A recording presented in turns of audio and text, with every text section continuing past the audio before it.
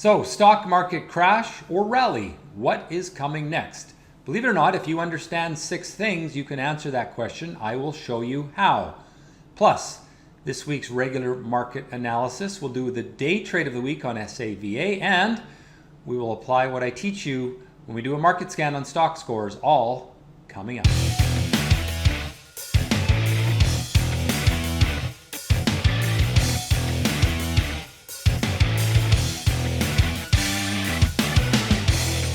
So if you can understand 6 pretty simple concepts, you can analyze the chart of anything that you can get a chart of. So stocks, commodities, currencies, cryptocurrency, real estate, whatever you like. Those 6 things are support and resistance, optimism and pessimism, price volatility, and abnormal activity. Now these are all characteristics of charts, price charts, and I will show you how to do that in just a moment. Now, once you understand these things, then you just have to combine them in the right way to predict where price is likely to go. Now, you'll know that each week I do my analysis of the markets, and this is all that I use, is these 6 things. So let's jump into a chart of the S&P 500. Actually, we'll use the NASDAQ 100 and just start thinking about some of these things. So first of all, support and resistance. Resistance is a line that you draw across past highs. Anywhere that there is a top, an inflection point we call that, you can draw a line of resistance. Support is a low point. Anywhere there is a little valley on the chart, we can define as support. And as price climbs, you can have also a trend line of support. And as price falls, you can have a downward trend line of resistance. All right, so that's support and resistance. Now, next concepts are optimism and pessimism. Let's go back to identifying those little valleys on the chart and the little peaks. I call these inflection points. Anywhere price stopped going up and started going down is an inflection point top. Anywhere price stops going down and starts going up is an inflection point bottom. If the bottoms are rising left to right, you have optimism. If the tops are falling from left to right, you have pessimism. It's that simple. Now, the final couple of concepts are price volatility and abnormal activity. And guess what? We start with those same things, inflection points. Draw a line across the tops, draw a line across the bottoms. When the lines are converging toward one another, that means price volatility is compressing.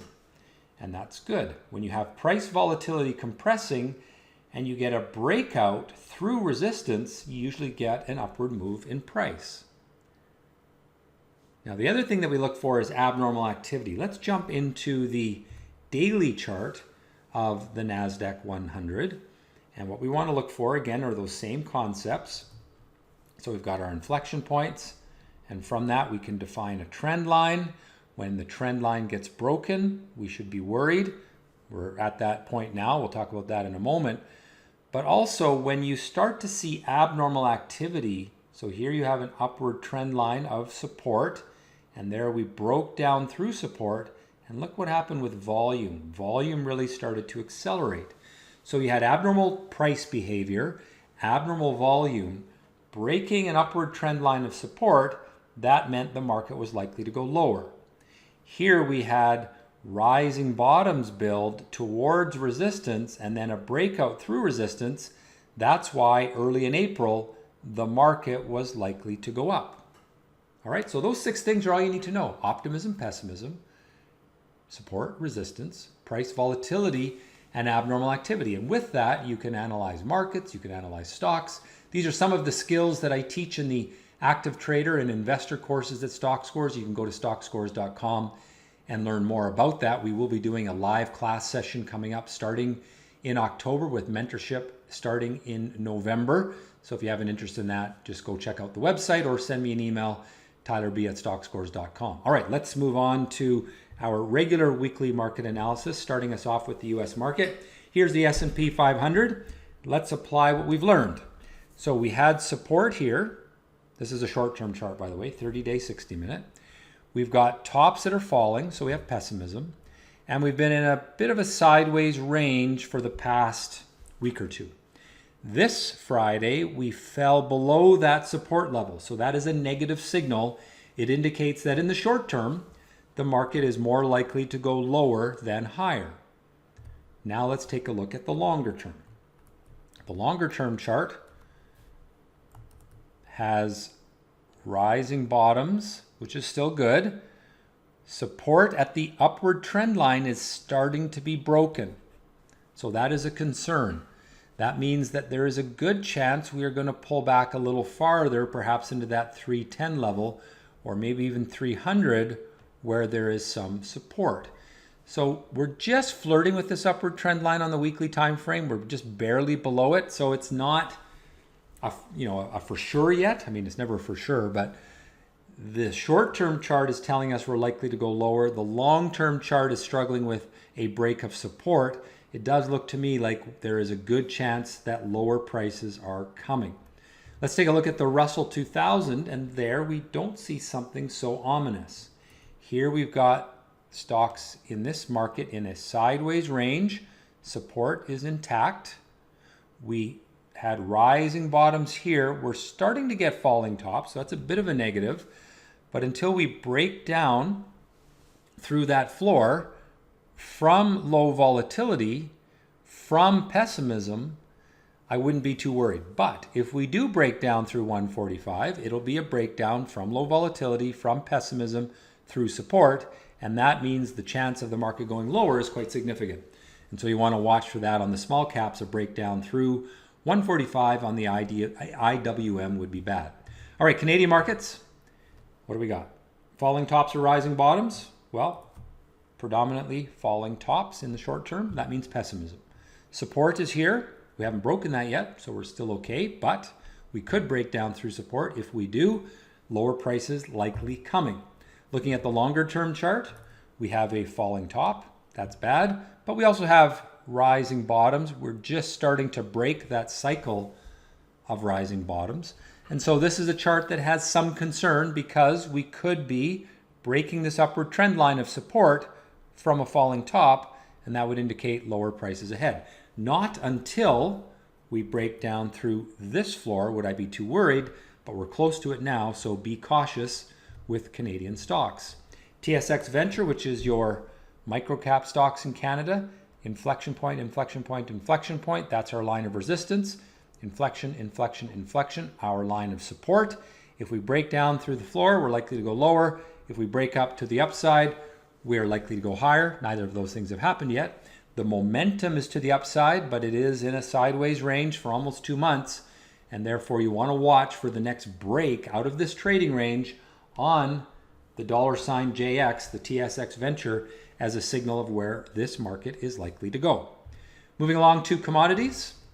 What do we got with gold? Well, longer term gold, whoops, didn't draw that very well. Here's the upward trend line, that's intact. So our upward trend line of support is still intact. However, we have falling tops, so that's pessimism, and we're right at support. If we break down through 180 on the GLD from pessimism, from low volatility, there's a good chance gold goes lower. Hasn't happened yet, that's what I want you to watch for. Looking at oil. Oil has essentially been in a narrow sideways range for a number of months. It went down to the bottom of the range and stopped going down and started going up. We are not through the top. What do you watch for? Right now it's dead and boring. If it breaks up through resistance, that's a positive. If it breaks down through support, then it's probably going to fall to the next level of support. Nothing really to see here yet, but if we do get a breakout out of that trading range, it is noteworthy. And finally, the fear chart. Do we have rising bottoms or falling tops? We have falling tops. That means there's pessimism in fear, which means fear is falling. This is a little bit contrary to what we see in the market indexes, because the market indexes look like they want to go lower, and yet we don't see a lot of people buying protection in the futures market, which is what this thing does. If this starts to spike higher, that means fear is accelerating. Right now, fear is still relatively low, so it may be that the market simply is going through a cycle of profit taking as opposed to panic selling. So let's look at our ratings then. The long-term neutral on US stocks, bearish short-term. Same for Canadian. Gold, bullish long term, it's still in that upward trend, but neutral short term as it is going sideways with a bit of a pessimistic bias. Oil, bearish long term, but neutral short term. We've been going sideways for a while. So pessimism is building, but fear is not. And until there is a noticeable break of the upward trend line, we should assume that the weakness that we've seen the last couple of weeks is simply profit taking and not panic. But that can change in a day, so watch it closely. Gold is stabilizing and oil is trying to make a comeback. I don't really see any good trades happening there right now. All right, let's now look at the day trade of the week. Of course, the day trade of the week is just an opportunity for me to show you an example of a stock that we highlighted or traded in my active live service from Stockscores. If you want to know more about that, go to stockscores.com. It's available to active trader members of Stockscores. What I'm trying to do here is just show the entry signal using my algorithm and then the economics of the trade as we go through. So let's take a look here at SAVA, was one of my highlighted stocks on Friday. It made its action candle right there after a gap up. Now the first lesson here is when a stock makes a big gap up like this, I like to wait and see if it's going to fill the gap, which often happens, or does it then break and give us a second signal. This one gave us the second signal right there, which was the buy signal at $8.90. Our risk management would have us drawing support at about $8.54, which means that for every $100 of risk that we are willing to take, the number of shares purchased was 270. 270 shares times $8.90 is $2,403. However, you can margin this 3-to-1. That means you're borrowing 2/3 of the capital from your broker. So you only have to put up 1/3. That means $800 of capital to take that position. It closed the day at 3.2 times RR, or 3.2 times risk, so 1, 2, 3 and a bit. That means it was a $320 profit for every $800 invested or risked, for a total gain of 40% return. $320 gain, 40% return on a one-day hold. Great return, not a lot of capital that was required to do this trade, and that is awesome. All right, now let's do a market scan on Stockscores. So we're going to jump to the Stockscores website, and I'm going to show you a market scan on the Canadian market, and we'll look to see if there's anything good, but we're also going to practice using those 6 things that I talked about at the top of the video. So jump over to Stockscores. Again, this tool is available to members of Stockscores. You have to have taken my investor or active trader course to be a member, and then it's basically $300 a year to use this tool. Let's do the Abnormal Breaks Canada scan. It's going to go through every stock that trades on the Canadian market, and it found 9 that fit the requirements of this longer term trading strategy. This is an investment strategy. So now we're going to look at the charts and see what we've got. So here is the first one, EFL on Toronto. So you can see that the bottoms are rising. What does that mean? Optimism. You can also see that we had resistance at 70 cents. We've hit it once, twice, and then broke out with abnormal price activity and abnormal volume from optimism. And finally, notice that the line across the tops is converging toward the line across the bottoms. So we've also got low volatility. So we've got optimism, low volatility, abnormal activity, and a breakout. That's a lot of check marks. That's everything we want. Now, the only negative here is the fact that this stock started its move back here when it did exactly that. Breaks from optimism through resistance. It did that back in early July, and it went up a lot since then. It's doing it again. I prefer to buy the second, or the first signal, not the second, but the second is also worth considering. So that's a pretty good one. Let's keep on moving here. So see this stock, it is fighting with pessimism.